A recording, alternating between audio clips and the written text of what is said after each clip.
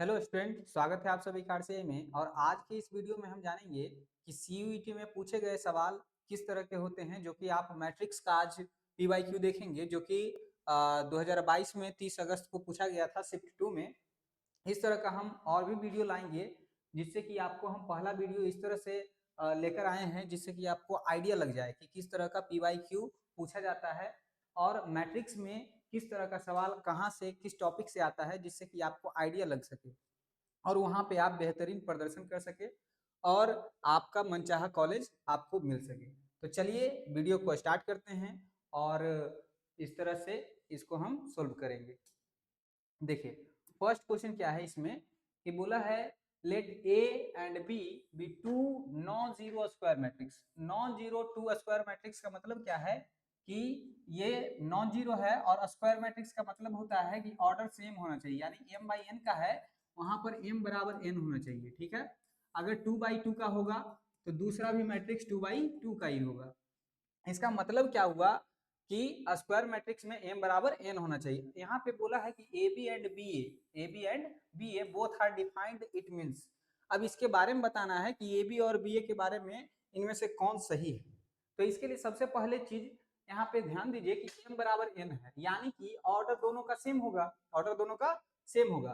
तो यहाँ पे बोला है कि नंबर ऑफ कॉलम ऑफ ए, है ना, तो इसका ए का अगर हम कॉलम 2 मानते हैं तो दूसरा का कॉलम क्या है, 2 ही है। यहाँ पे क्या बोला है, does not equal to number of rows of B. तो यहाँ पे देखिए बी में रोज अलग है नहीं है, क्योंकि जितना नंबर ऑफ कॉलम होगा जितना ही नंबर ऑफ रोज होगा। तो यहाँ पे ये फर्स्ट ऑप्शन क्या हो जाता है, गलत।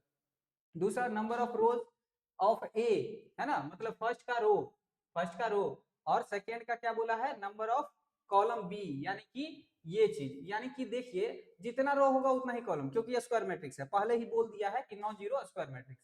तो ये भी गलत हो गया।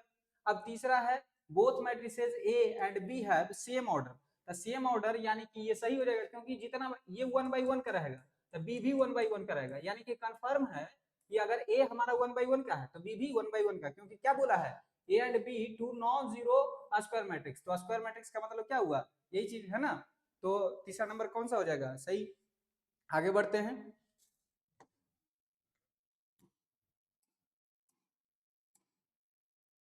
चलिए दूसरा क्वेश्चन देखते हैं। इसमें बोल रहा है कि if A is equal to दिया हुआ है then which of following statement are correct, मतलब कौन सा इनमें से सही है। अब इसको सोल्व करके बताना है। तो सबसे फर्स्ट में आप दिमाग लगाइए कि कितना बाई कितना का दिख रहा है, 2/2 का, यानी ये क्या है, स्क्वायर मैट्रिक्स है, क्योंकि m बराबर n हो। ये स्टेटमेंट तो आपका बिहार बोर्ड में एकदम खूब पूछता है कि m बराबर n है देन कौन सा मैट्रिक्स होगा। तो पहला नंबर तो सही हो गया कि ए स्क्वायर मैट्रिक्स है। अब दूसरा नंबर पे जाएंगे। ए इनवर्स एग्जिस्ट करता है तभी जब determinant A does not equal to 0 हो। और डिटर्मिनेंट निकालने के लिए क्या करते हैं, ये क्रॉस गुना होगा 5 दूनी 10 और माइनस ये, यानी कि माइनस कितना हो जाएगा, -9, यानी कि कितना हो गया 10 और प्लस 9 कितना हो गया 19। अब 19 क्या है, जीरो के बराबर है नहीं है, तो डिटर्मिनेंट ए नॉन जीरो हुआ, देन ए इनवर्स भी फाइंड होगा। अब आगे देखिए कि ए इज सिमेट्रिक। सिमेट्रिक के लिए कंडीशन होता है, आपको हम बता देते हैं कि ए का ट्रांसपोज बराबर अगर ए आ गया तो सिमेट्रिक होगा। तो देखिए ए का ट्रांसपोज करेंगे तो रो वाला एलिमेंट कॉलम में तो 2 -3, आइए सेकेंड रो वाला सेकेंड कॉलम में 3 और 5। तो देखिए ये ए के फॉर्म में आया, नहीं आया, -a के फॉर्म में आ गया। अगर माइनस से गुना करवाएंगे तो हमारा तो भी नहीं आ रहा है ना। तो ये क्या हो गया, नॉन सिमेट्रिक, है ना। तो ये गलत। अब तीसरा डिटर्मिनेंट ए 19 आया है, तो 19 ये सही हो गया। अब A is null matrix. Null matrix हम उसको कहते हैं जो कि 0 0 0 0 होता है, तो ये इस फॉर्मेट में तो है नहीं, तो ये भी गलत। तो ऑप्शन अब कौन सा हो जाएगा, अब आप देख के लगा सकते हैं ए बी और डी। तो ए बी और डी यानी कि सी नंबर करेक्ट हो जाएगा। ठीक है, आपको समझ में आ रहा होगा। चलिए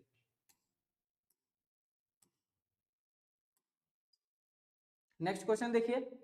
इसमें बोला है कि the number of all possible matrices of order 2/2 with each entry 0 और 1। तो इसके लिए देखिए सबसे पहले क्या करेंगे, इसका बेहतरीन ट्रिक है। और ट्रिक क्या है आप याद रखिएगा, 1 नंबर 4 नंबर 5 नंबर आपका यहां से फिक्स हो जाएगा। ठीक है, यानी कि 2/2 का है, 2/2 का है, ये ऑर्डर को 2 पर पावर ऐसे करके लिख देना है ना। यानी कितना एलिमेंट है, 2 एलिमेंट, 2 एलिमेंट 2 पर पावर उसका ऑर्डर, ठीक है। अगर 3 एलिमेंट रहता तो 3 पर पावर 2 गुना 2, अगर आपका 3/3 का होता और एलिमेंट 2 होता तो 2 पर पावर 9, तो यहाँ पे क्या हो जाएगा 2 पर पावर 4 हो जाएगा, क्योंकि 2 एलिमेंट है तो 2 पर पावर 2 गुना 2 यानी 4, कितना हो जाएगा 2 दूनी 4, 4 दूनी 8, दूनी 16, यानी कि सी नंबर करेक्ट हो जाएगा, ठीक है। चलिए आगे बढ़ते हैं।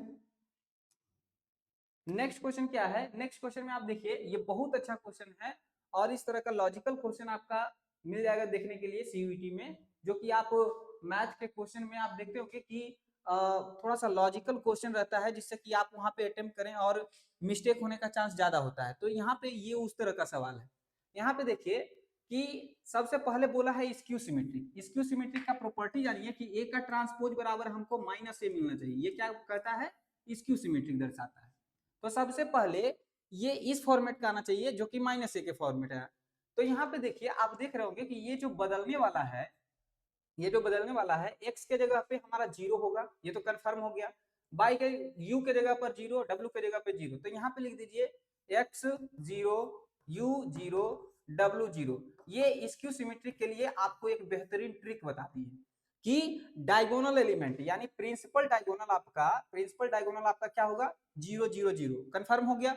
अब हमको 3 एलिमेंट बचा, तो देखिए हमको माइनस ए लाना है, तो ये एलिमेंट 2 है तो यहाँ पे बाई के जगह पे क्या होना चाहिए -2 होना चाहिए।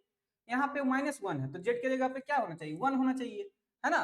और यहाँ पे भी के जगह पर देखिए, भी के जगह पर यहाँ पे क्या है 6 है ना, तो यहाँ पे क्या होना चाहिए -6 होना चाहिए। तो आपको पता क्या चल गया, अब यहाँ से एलिमेंट को हम लिख सकते हैं कि बाई बराबर कितना हो गया, बाई बराबर -2, उसके बाद फिर जेड बराबर 1 और सॉरी v बराबर -6। तो ये एलिमेंट को अब क्या करेंगे, जो इक्वेशन दिया हुआ है उसमें पुट करेंगे। तो x के जगह पे तो 0 है तो 0 का स्क्वायर प्लस y के जगह पर क्या है -2 तो -2 का स्क्वायर प्लस z के जगह पे क्या है 1 है तो 1 का स्क्वायर, उसके बाद u है तो u के जगह पे क्या है 0, 0 का स्क्वायर, उसके बाद प्लस v के जगह पर क्या है -6 तो -6 का स्क्वायर, अब प्लस फिर w के जगह पे 0 तो 0 का स्क्वायर। अब आप यहाँ पे कैलकुलेट कीजिए तो देखिए यहाँ पे 4 मिल गया प्लस 1 मिल गया प्लस 36 मिल गया, तो 36 4 40 1 41, यानी कि आपका डी नंबर ऑप्शन बिल्कुल करेक्ट हो जाएगा, है ना। किस तरह का था आपको समझ में आ गया होगा, और ये जो है सबसे बेहतरीन सवाल है अभी तक का। चलिए आगे बढ़ते हैं मैट्रिक्स में। नेक्स्ट क्वेश्चन देखिए, और आज का ये लास्ट क्वेश्चन है क्योंकि 2022 में शिफ्ट 2 में जो 30 अगस्त को पूछा गया था उसमें से आपका ये 5वां क्वेश्चन है। 5 क्वेश्चन पूछा था आपका, तो ये लास्ट क्वेश्चन है आपका, है ना। और इसको देखिए कि यहाँ पे दिया हुआ है ए का ट्रांसपोज इनटू ए, फर्स्ट ऑप्शन। तो ए का ट्रांसपोज जानते होंगे कि ए का ट्रांसपोज निकालते समय क्या करते हैं, ए का ट्रांसपोज बराबर ए आना चाहिए, है ना। तो ये हमारा सिमेट्रिक के लिए होता है। और यहाँ पे थोड़ा सा डिफाइन कर देते हैं, ए का ट्रांसपोज बराबर अगर माइनस ए होता है तो स्क्यू सिमेट्रिक होता है, ठीक है। तो यहाँ पे वो तो पूछा नहीं है लेकिन हम आपको जानकारी के लिए बता दिए। और यहाँ पे पूछ रहा है कि ए का ट्रांसपोज इनटू ए, तो ए का ट्रांसपोज करेंगे देन रो वाला एलिमेंट कॉलम में, यानी cos alpha sine alpha minus sine alpha cos alpha, ये हो जाएगा। अब इंटू ए करवाना है, ए जैसे लिखा हुआ है वैसे लिख दीजिए, cos alpha sine alpha minus sine alpha cos alpha. अब इसको हम सोल्व करेंगे। आप जानते होंगे कि फर्स्ट रो के एलिमेंट को फर्स्ट कॉलम फिर सेकेंड कॉलम से गुना करवाते हैं। तो आप देखिए यहाँ पे क्या हो जाएगा, कॉस स्क्वायर अल्फा और minus minus plus sine square alpha, cos into sine और माइनस साइन इंटू कॉस, ठीक है, आपको समझ में आ रहा होगा। फिर सेकेंड रो वाला को फर्स्ट कॉलम से फिर सेकेंड कॉलम से, तो देखिए sine into cos minus cos into sine, यहाँ पे क्या हो जाएगा sine square alpha plus cos square alpha. तो आपको समझ में आ रहा होगा कि ये जो है ये यहाँ पे 1 आ गया, यहाँ पे कट के ये क्या आ जाएगा 0 आ जाएगा, फिर 0 आ जाएगा, फिर 1 आ जाएगा, है ना। तो आप देख रहे होंगे कि ये किसके बराबर होता है, आई के बराबर। और यहाँ पे ये जो है फर्स्ट नंबर ऑप्शन ही हमारा क्या हो जाएगा करेक्ट, क्योंकि ए का ट्रांसपोज इंटू ए बराबर आई है। तो आपको ये वीडियो कैसा लगा, है ना, हेल्पफुल रहा कि नहीं रहा? और इस तरह का अगर आप शिफ्ट वाइज क्वेश्चन चाहते हैं और चैप्टर वाइज चाहते हैं तो आप इस तरह के वीडियो के लिए वहाँ पे कमेंट कर सकते हैं कि हमें इस तरह का वीडियो चाहिए। और अगर आपको लग रहा है कि इससे मदद हो रहा है तो आप अपने दोस्तों को भी शेयर कीजिए और लाइक सब्सक्राइब शेयर करते रहिए। थैंक यू सो मच, मिलते हैं नेक्स्ट वीडियो में।